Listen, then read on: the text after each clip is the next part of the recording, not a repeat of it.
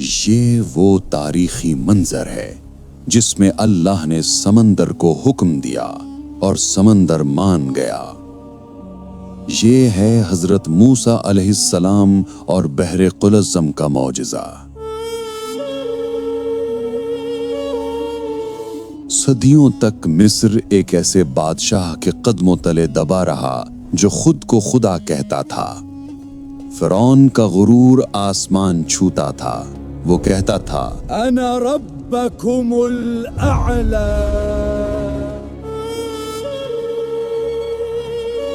بنی اسرائیل کی حالت بھیانک تھی۔ وہ غلام بنا کر کھیتوں، محلات اور احرام میں دن رات مشقت کرواتا۔ ان کے گھروں میں فوج اور سپاہی زبردستی داخل ہوتے۔ ہر پیدا ہونے والے لڑکے کو قتل اور لڑکیوں کو غلامی میں چھوڑ دیا جاتا۔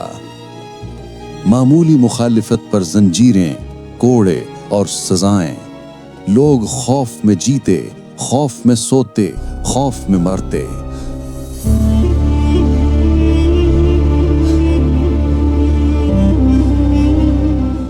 یہ وہ ذہنیت تھی جس کے خلاف اللہ نے حضرت موسیٰ کو بھیجا، رحمت کی علامت، نجات کا چراغ اور ظلم کی اندھیری رات میں امید کی روشنی۔ لیکن فرعون کا تکبر کم نہ ہوا۔ وہ کہتا تھا، موسیٰ، کیا تم میرے سوا کسی اور خدا کو مانتے ہو؟ اور پھر اس نے موسیٰ اور ان کے ماننے والوں پر ظلم بڑھا دیا۔ یہ پس منظر آگے آنے والے معجزے کی عظمت کو دگنا کر دیتا ہے۔ رات گہری ہو چکی تھی۔ صحرا کی ہوا میں خوف اور بے چینی پھیلی ہوئی تھی۔ حضرت موسیٰ نے بنی اسرائیل کو حکم دیا، چلو آج کی رات ہجرت کی رات ہے۔ بچے روتے، بوڑھے ہانپتے، مائیں اپنے بچوں کو سینے سے لگائے، اور سب کے دلوں میں ایک ہی ڈر کہ اگر فرعون پہنچ گیا تو۔ لیکن موسیٰ کے چہرے پر سکون تھا، ان کی آنکھوں میں اللہ پر کامل یقین کی چمک۔ حصہ 3، فرعون کا پیچھا۔ زمین لرزنے لگتی ہے۔ اچانک زمین گھوڑوں کے سموں سے کانپنے لگتی ہے۔ فرعون کی فوج، ذروں کی چمک، نیزے، مشعلیں، شور اور فرعون کی گرج۔ موسیٰ، آج تم بچ نہیں پاؤ گے۔ قوم چیخ کر کہتی ہے، موسیٰ، آگے سمندر ہے، پیچھے فرعون، اب ہم کہاں جائیں؟ ڈرا ہوا دل، ٹوٹا ہوا حوصلہ، لیکن موسیٰ نے آسمان کی طرف دیکھا اور فرمایا، کلا، ہرگز نہیں، میرے ساتھ میرا رب ہے، وہ ضرور راستہ دکھائے گا۔ یہ وہ جملہ تھا جو مایوسی کی گھنی رات میں امید کا سورج بن کر چمکا۔ اللہ کا فرمان اترتا ہے۔ موسیٰ اپنی عصا بلند کرتے ہیں، آگے بڑھتے ہیں اور پوری قوت سے سمندر پر مارتے ہیں۔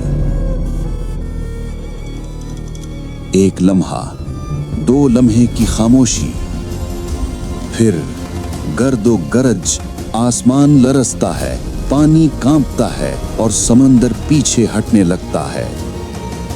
پانی 2 حصوں میں بٹ جاتا ہے، پہاڑوں جیسی اونچی دیواروں کی صورت، درمیان میں خشک راستہ، ایک شاہراہ جو صرف اللہ ہی کھول سکتا تھا۔ بنی اسرائیل حیرت اور خوشی سے چیخ اٹھتے ہیں، یہ اللہ کا معجزہ ہے۔ قوم سمندر کے اندر اترتی ہے، دائیں طرف پانی کی دیوار، بائیں طرف پانی کی دیوار، درمیان خشک زمین۔ کچھ بچے ہاتھ لگا کر دیکھتے ہیں، پانی ایسے جمع ہوا ہے جیسے نیلا پتھر۔ یہ منظر تاریخ کی کتابوں میں سنہری الفاظ سے لکھا گیا۔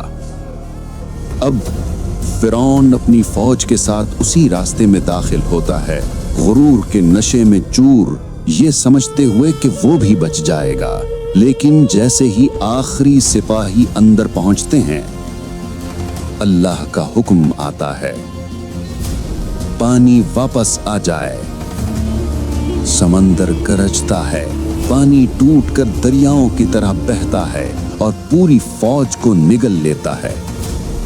फिरौन आखिरी लम्हे चीख कर कहता है, मैं उस खुदा पर ईमान लाया जिस पर मूसा ईमान लाए। लेकिन उसे जवाब मिलता है, अब जबकि तू पहले तक तकब्बुर करता रहा। और समंदर उसे हमेशा के लिए दफन कर देता है।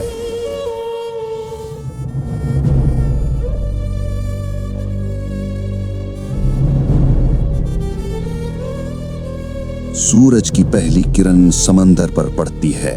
बनु इसराइल खामोश खड़े हैं, जिंदा, महफूज, आजाद।